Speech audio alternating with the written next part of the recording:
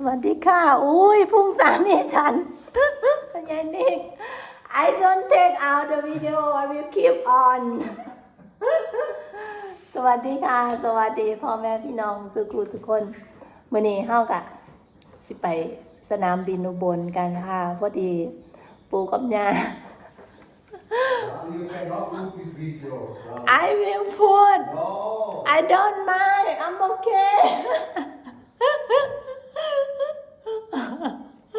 คนว่าเธอจะเอาวิดีโอนี้ลงพอดีเป็นยางฟัน I will put sticker in your stomach don't worry อันเฮาก็จะเดินทางไปอุบลกันเนาะค่ะไปสนามบินอุบลแล้วก็ไปนอนกรุงเทพคืนนึงนะคะพี่น้องแล้วก็ตื่นขึ้นเฮาก็จะไปอิตาลีกันไปลงอยู่สนามบินมาเพนซามิลานเนาะค่ะพอดีปู่กับย่าสั่ง มาว่าให้ไปฉลองคริสต์มาสญี่ปุ่นเนาะค่ะพี่น้องเฮาก็เลยต้องเดินทางอีกแล้วค่ะหลังจากที่บ่ได้เฮ็ดวิดีโอโดนเนาะค่ะกระเป๋า4 ใบเนาะค่ะพี่น้องเห็นบ่1 2 3 4แล้วก็กระเป๋าหน่อยคนละใบเนาะก็อันจะให้เอื่อยเราไปส่งแต่ว่าอันเอื่อยเราสิบ่ได้ไปส่งอยู่สนามบินเนาะค่ะเพราะว่าเราอาจจะวางกันลูกสาวเพิ่นก็สิมารับเฮาขึ้นเครื่องเกือบ 6 โมงแรงเนาะค่ะพี่น้องรอบสุดท้ายของสายการบินไทยแอร์เวย์เนาะค่ะพี่น้องแล้วก็เพราะว่าไทยแอร์เวย์จากอุบลมันก็มีมื้อนึงแค่ว่า2 เที่ยวแถวเช้ากับแถวแรงตอนถ้ามาจากสนามบินสุวรรณภูมิก็มีแค่ว่า2 เที่ยวแถวเช้ากับแถวแรงเนาะค่ะพี่น้องนี่แหละก็บอนนัดน้องเขาว่าบ่าย 2:30ให้ออกมารับเนาะอันนี้บ่าย 2:05 ละด้านจะยังไปเปิดประตูหน้าบ้านไว้เนาะช่วงนี้ก็แดดทั้งลมเนาะค่ะพี่น้องแล้วก็เพราะว่ามันเข้าหน้าหนาวแล้วช่วงใหม่ๆอยากก็หนาวอยู่แต่มันบ่ค่อยหนาวปานใดเนาะหรือว่านี่แหละจะเข้าปีใหม่นี่อาจจะหนาวก็ได้เนาะค่ะพี่น้องพอดีเฮาก็จะไป ไปหนาวอยู่อิตาลีครับพี่น้องไปหนาวอยู่อิตาลีค่ะแล้วก็เฮาไปถึงสนามบินเฮาก็สิไปนอนอยู่กรุงเทพคืนนึงอุ้ยงูหยังนี่แมงมาเฮ็ดห้างแม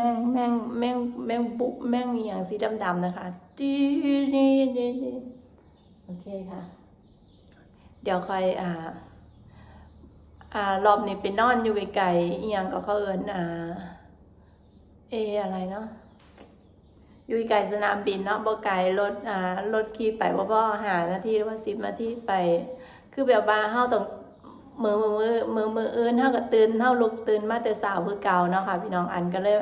ว่าเอาสนามบินเอาแบบว่าเฮาแค่ไปนอนแล้วก็ข้าวเช้าเฮาก็บ่ได้กินเพราะว่าเฮาต้องลุกมาตั้งแต่ตี 5นะตี 5หรือว่าตี 4เฮาก็ต้องตื่นละตี 5ต้องออกจากโรงแรมเพราะว่าเครื่องจะออกประมาณ3 โมงเช้าแต่งร่าง before and after come here before have little bit stomach very sexy before มาcome have a look after บางนึงโชว์พุ่งไปแล้ววันนี้มาโชว์ใส่สุดหยังไปสนามบิน การนั่งเครื่องแป๊บเดียวก็ฮอดเนาะพี่น้องก็นั่นแหละ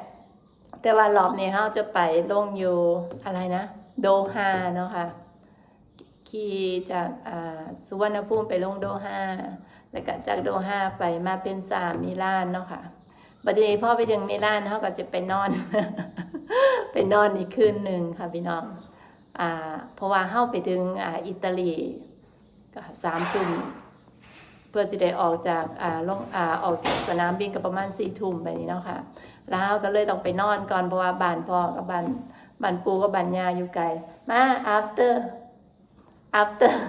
come here show Sawadika. สวัสดี my lovely husband Lovely husband. put in there in the white one I will tell Bill to do ค่ะพ อไปถึงมิลานมาเป็นซาเขาก็จะไปนอนอีกคืนหนึ่งเพราะว่าเพื่อเขาสิได้ออกจากสนามบินเขาก็ประมาณ10 โมงกลางคืน4 ทุ่มกลางคืนแล้วเนาะค่ะบัดนี้เขาก็เลยต้องไปนอนอยู่โรงแรมคืนหนึ่งเพราะว่าบ้านปูกับบ้านยาก็ไกลเติบเพื่อจะไปฮอดหมายถึงว่าเขาต้องขี่รถไฟไป2 ต่ออีกค่ะพี่น้อง เพื่อจะฮอดเนาะเขาก็เลยไปนอนอยู่